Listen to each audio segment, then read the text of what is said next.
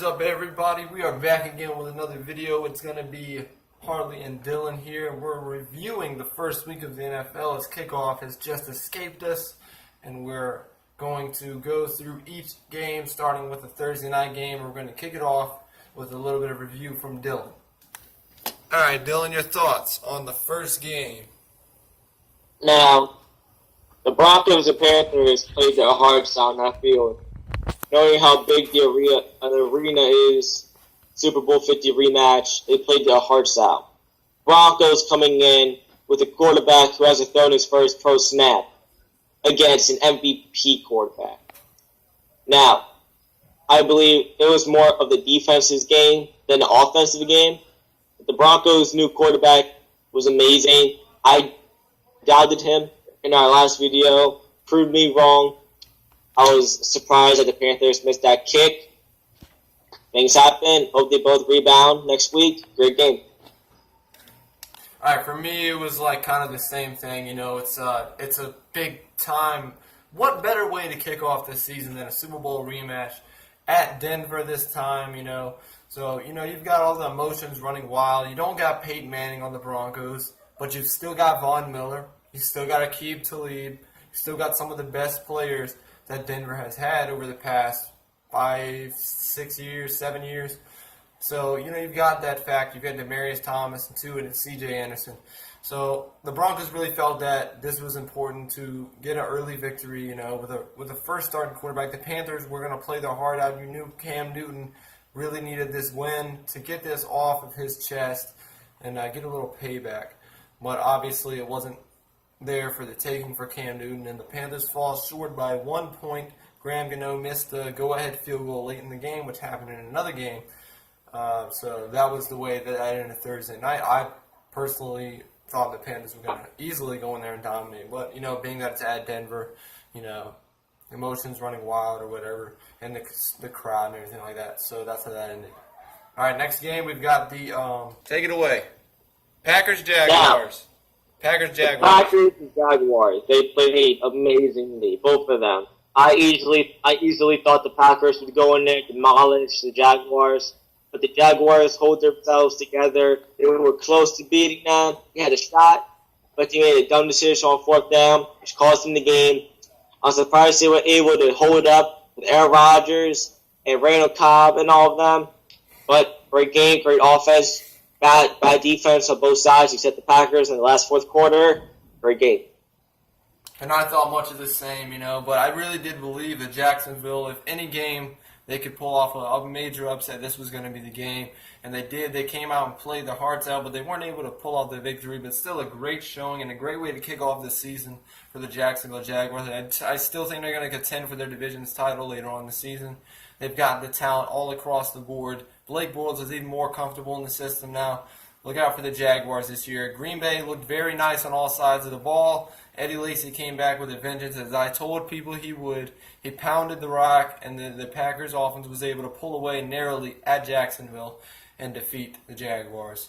Next game, we've got the Bears going down to Houston to play the Texans, and I thought this was going to be a blowout, but somehow Houston was able to, or Chicago was able to contend actually, and compete throughout much of the ball game, and but weren't able to get the job done obviously. And the Texans defense dominates in a victory of 23-14, and Brock Osweiler does well in his debut.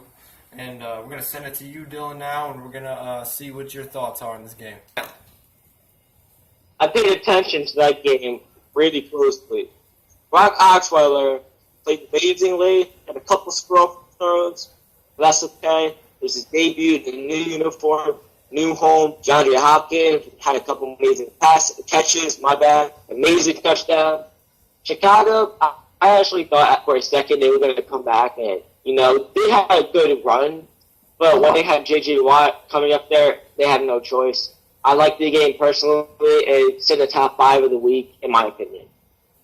Next up, we've got the Buffalo Bills going to Baltimore. Nobody needed to win more than Baltimore, and they were able to get the job done. And Dylan, your thoughts on this game? I watched this game the whole time because they are my home team. It was a very low-scoring game. It was 7-13 victory. Basically, the Bills' offense looked horrible. Their defense looked horrible. And so did the Baltimore Ravens. They had a couple good plays. They just kept screwing up on offense. I believe they could have scored a lot more if they wanted to. Both teams played bad, both good at the same time. Buffalo fell short. Ravens were on top. Plain and simple. They were able to capitalize more. And I really like this matchup because it was one of the few games this week where you had multiple storylines. You had, Rex Ryan looking to get a great start and try to conquer the AFC East this year. And you also had the returning Joe Flacco and Justin Forsett to the Baltimore Ravens. So emotions were running wild, and Baltimore was able to pull out the victory. And a Jets fan cannot be more glad that it puts Buffalo in an early hole in the season. And now we're on to our next game. With that being said, we've got the New York Jets losing by 1 point to the Cincinnati Bengals. Dylan, your thoughts on this game? I felt like the Jets had a legitimate chance to win this game. I love the way the Jets looked in this game. They had a chance to win it. They fell short. I mean, it happens, man. It's just something you have to learn to bounce back on because you never know when you're going to be in that position again. I love the way the Jets looking this year. Matt Forte looks strong. The receiving core looks strong. Revis had he just had a bad game. But that's okay. Who doesn't have a bad game? They get some incredible offense. I feel like it was a good game for both of them. They both look strong. Love to see what they do in the future. All right, well said there, Dylan. Yeah, I'm going to go into this game a little bit, with this whole emotions of 9-11 running wild all through the stadium, You've got two AFC playoff contenders easily battling it out in week one, and no better way to get it started than with the Red Rifle against one of the better defenses in the NFL. But the Revis Island was non-existent in this game, and that was the ultimate reason why the Jets weren't able to pull out the victory. Two massive plays down the field to A.J. Green. Darrelle Revis was caught up. And the Jets' defensive line, though they held strong throughout the whole game, they were a dominant performance. 7 sacks, the most ever by an NFL team against Andy Dalton. And the defensive line is getting Sheldon Richardson back this week. The Jets, they come short of winning this game, but they're looking like they still look like a legitimate threat to the AFC this year. And love to see what they're going to do moving forward. The offense looked good. Matt Forte had a really impressive debut, But you're going to get this from a veteran running back, And through Jets' offensive line, they looked like they were going to be really beat up, but they did okay throughout the game. And Ryan Fitzpatrick only got sacked once, I think. So a great showing from the Jets. They fell short. The Bengals are looking really hot. Their offense, they're always a threat in the AFC until the playoffs come. We'll see if they can change that this year. With that, we go to our next game. We've got San Diego at Kansas City. A battle for the division in the AFC West. All right, Dylan, your thoughts. Now, I easily predicted a blowout by Kansas City from a San Diego team that has only had 2 to 3 wins last season. Now, this game was insane. They had a 28-0 lead against Kansas City. It was in the playoffs against the Patriots last year. Divisional card. I mean, I was shocked that the San Diego Chargers was able to explode on such a talented team. Now, also being said, down 28-0, Kansas City Chiefs was able to come back and force it to OT, which they won on the touchdown gameplay. Now, that game was, in my favor, top 2 game of the season 1. I feel like it was well played. All right, and I thought much of the same. We're seeing a battle. We're going to see what each team really has to bring this year. We've got the Phillip Rivers. He's always been one of the best quarterbacks. I don't care what anybody says, man. Win, lose, or draw, Phillip Rivers is one of the premier quarterbacks to watch in the NFL. He's so smart. He's so confident in himself. But, the Chargers, they really came out to fight. They were up 21-3 in the ball game, but Kansas City rallies back and gets the victory. Alex Smith plays well. Jamal Charles played really well. And the offense really looked like more of a whole for the Chiefs. And the defense was able to contain Phil Rivers. They injured Keenan Allen, with a major ACL tear, a season-ending injury. This is a serious blow for Charger fans because it is going to force Phil Rivers to use some of the young receivers and Antonio Gates, an aging tight end. So it's going to be interesting to see how the Chargers move forward with this devastating loss. You were down, you were up by 18. You've got to win the game. This early in the season, you've got to win it. All right, now we go to our next game. We've got the Oakland Raiders going to the Superdome to play the Saints, a team that barely ever loses in their home Superdome, their home field. So, it's a heated place. Hard to beat Drew Brees and his Saints here. Drew Brees still racked up fantasy numbers. I had him threw I think 4 touchdowns, 400 some yards, right? Was it something like that? Something like that. And then ACDC, I believe they were back in effect, and the Raiders were able to pull off the 1-point victory, the second out of 3 1-point victories that were pulled off this week, and a very good showing, and it shows that the Raiders are here to play. The offense is legit. The AFC West is up for grabs, and it's going to be a tough battle this year. Your thoughts on this game, Dylan? Go. Now, he has to have balls to go for a 2-point conversion on the last play of the game. Win or lose situation, that took balls. It was an amazing, well-scored game. Harley defense. Brandon Cooks had amazing plays. He burnt the Raiders' defense a couple times. Derek Carr was amazing. Drew Brees was amazing. Won by a 2-point conversion, and then he missed the field goal. By the way, if they haven't got rid of Kai Forbath, they would have made that field goal. Kai Forbath has an amazing leg. I feel like Raiders just had a better decision, better play. That's why they won the ball game. Yeah, and as Dylan just stated, the Raiders ended up winning the ball game by going for a gutsy 2-point conversion at the very end of the game, and they pull off the victory. They hold off to win it 37-36 or 36-35, one of those two scores. And now we move on to our next game. Miami going to Seattle. I predicted this to be not only a bad game for the Dolphins, but it would be a blowout and a dominant victory for the Seattle Seahawks. This was not the case. Seahawks narrowly escaped with a 12-10 victory in Seattle. Miami goes all the way across the whole country and contends and competes in this game. And it was just a shocker for me. It shows the Dolphins, not only are the Seahawks getting a little bit weaker, but it shows that the Dolphins are getting stronger. And the new head coach, Adam Gase, is here to win ball games. They lose, but they barely lose, and the defense plays very well. Dolphins might be in it to win it this year. What do you think, Dylan? All right. First of all, I want to address the Russell Wilson injury from that game. I feel like it isn't as serious as everybody thinks it is. So they all need to stop hyping over this. He's not RG3. And second of all, I also predicted the blowouts. But Dolphin defense is getting better.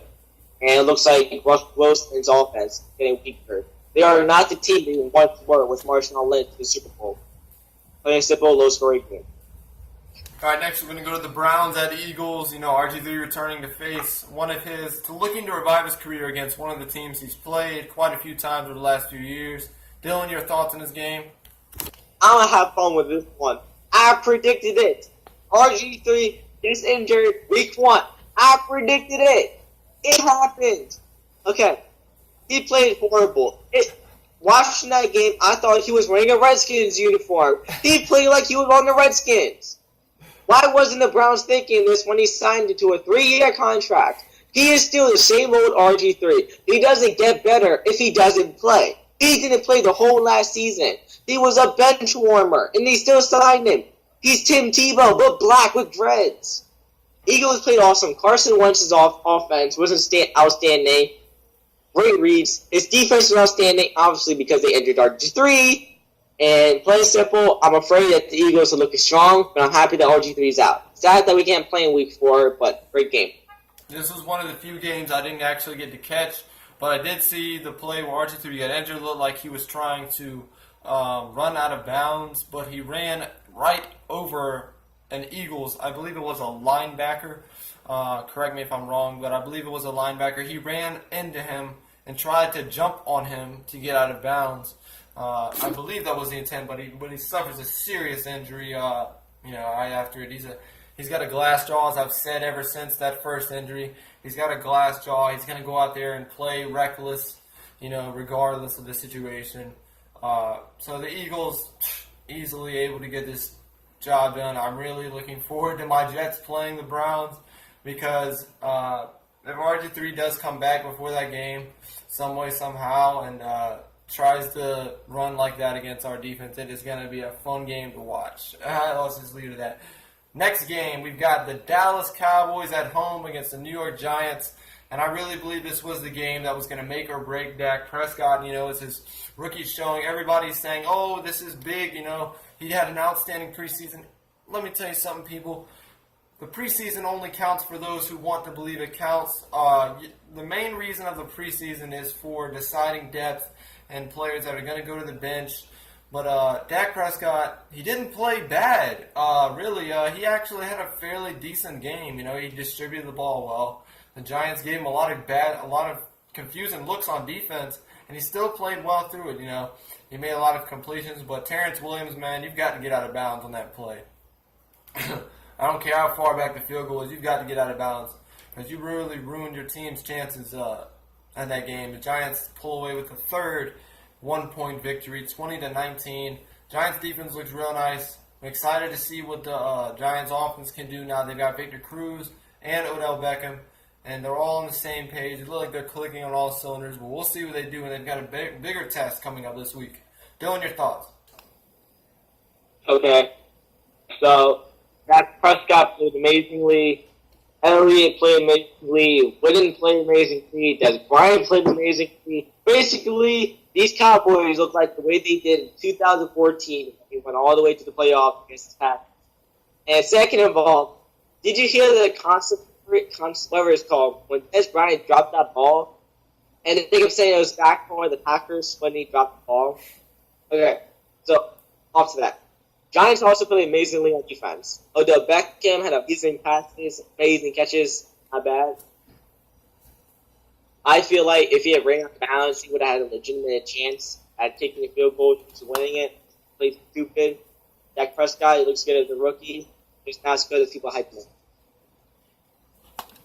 One thing I forgot to touch on, Ezekiel Elliott started off and he had a slow start, but he was able to show a few flashes of the Ohio State product coming out of himself, you know. So Dallas, they've got to come back this weekend. They play the Redskins. We'll be previewing that video later on in the week. That is going to be a heated game, as always with those two, you know, bitter rivals. All right, here we go to the next game. We've got the New England Patriots going to Arizona in a game where everybody and their mother expected them to lose. You know, Jimmy Garoppolo, rookie at starting in the NFL, and then Gronkowski wasn't even playing. Arizona was completely healthy. Larry Fitzgerald was 100%. Everybody was 100%. But they weren't able to get it done at home at Arizona. Somehow Belichick pulls it off, and he gets the victory. You know, David Johnson and Larry Fitzgerald, they are looking like fantasy studs again this year. You know, we're going to see what they can really do this year. But they weren't able to get the job done, and there was really good play calling. Garoppolo didn't do too bad in his first start, you know, and especially against a tough defense like that stifled Aaron Rodgers twice last year. So, you know, that was a really a shocking game. Your thoughts, Dylan? I'm surprised without Tom Brady and without Gronkowski, they were able to pull off a win against a team who looked like they were going to go to the Super Bowl. Same with the Patriots, but they also had Brady and Gronkowski at the time. Cardinals were 100% healthy. I highly expect them to win, but you know, Patriots came on top with the quarterback who has barely any experience and second and third string tight end who barely gets any time, and Marcus Bennett. Sunday Night Football turned out a great game. I was only able to catch half of it, but you know, I'm surprised that out of your whole division, they were the only team to win this week. All right, so now we go to the Monday night games. There was two of them, and this is going to be very entertaining for all you Redskins fans out there. If you didn't know already, obviously Dylan is a Redskins fan, so we're going to let him kick this one off with his brutal and ranting review. We're going to give him an actual 2 minutes this time to review this game. This is going to be entertaining. Here we go. Okay, first, Antonio Brown on Breland. We signed Josh Norman a 5-year deal for $50 million. and more to cover these kind of wide receivers. Where was Josh Norman covering Antonio Brown? He wasn't nowhere. And when he was for the 5 plays, Antonio Brown never held the ball. Mike Tomlin purposely flipped sides every time so he wouldn't go against Antonio Brown. I mean, this is stupid if you think about it. It really is stupid. I mean, our offensive line kept giving up so many fouls, plays we could have scored, and everything. We just couldn't capitalize because our freaking offensive line, I mean, this was our team. This was our moment. Part of my flag. I just think this was the dumbest game we could have started for our season. We were supposed to have hope in our team. We just signed a hella expensive player to cover one of the best wide receivers in the league, but he doesn't get to cover him. Who knows? What if Breland covers Des Bryant next week? Who the hell is Josh Norman going to cover? Did we just pay $50 million for a cornerback who's going to cover second-string wide receivers? I just think it's dumb. It really is dumb. I mean, Kirk Cousins was amazing. I mean, nothing's better than Kirk Cousins, but this game was dumb. We made bad plays, bad decisions, dumb interceptions. We had a chance to tie the game up with points we had to get. We just had to stop them once. And did we ever stop them? We never stopped them. They just kept scoring. We only stopped them twice that game. Twice to 3 times. It really is. It really is stupid. I don't want to talk much about it. It's just stupid. It really is.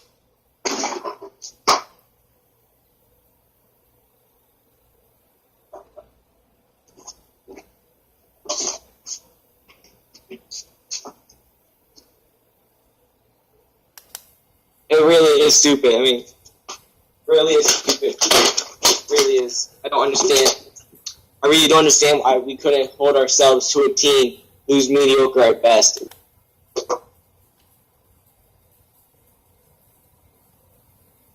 This game just pissed me off. Alright, it really was upsetting to see Washington not be able to, not only were they not able to pull off the win, but they got beat the way they did. You'd expect this from maybe like Pittsburgh's at home. They've got their whole team and they're playing like a lower tier team in their division, like Cleveland with RG3. But the Redskins, this team is built to win right now. They're built to win. This was supposed to be, a game they could not only win, but maybe win by double digits or something. And the offense spluttered, the defense spluttered. They weren't able to. I think it was play calling. That's what it comes down to. The coaching of the game. Josh Norman, they didn't let him stay on Brown the whole game. They told him to stay on his side of the field or whatever. But, it was an upsetting loss. And now, the Redskins are going to hopefully learn from this game and pick themselves up and move forward. It's a short week. They've got 6 days to practice and get ready for Dallas on Sunday. Next game, we've got the Rams against the 49ers in a West California battle for the state, I believe, and in the division. And the Rams weren't able to get the job done, and it wasn't fair. It was like 28-0. Jared Goff, Case Keenum, the Rams quarterback, was supposed to put up a really strong showing, but Blaine Gabbert and the 49ers, their offense clicked on all cylinders. Carlos Hyde went off, and the 49ers showed that with Chip Kelly, they are ready to win, and they're back in it. Your thoughts on this game, Dylan, to wrap this video up?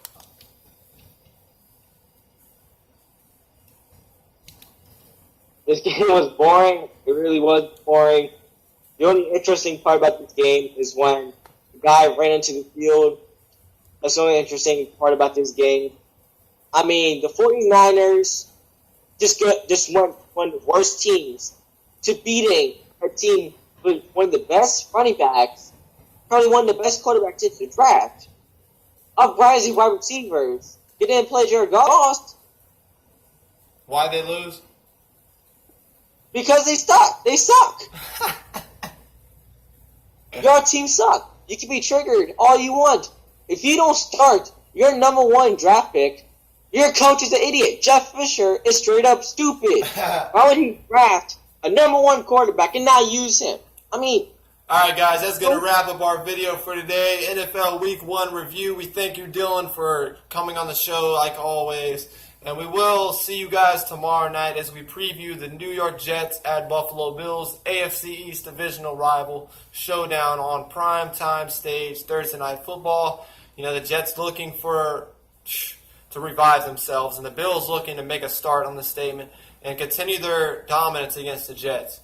Tune in tomorrow night, guys. We hope you have a great Tuesday and Wednesday, and we will see you guys soon.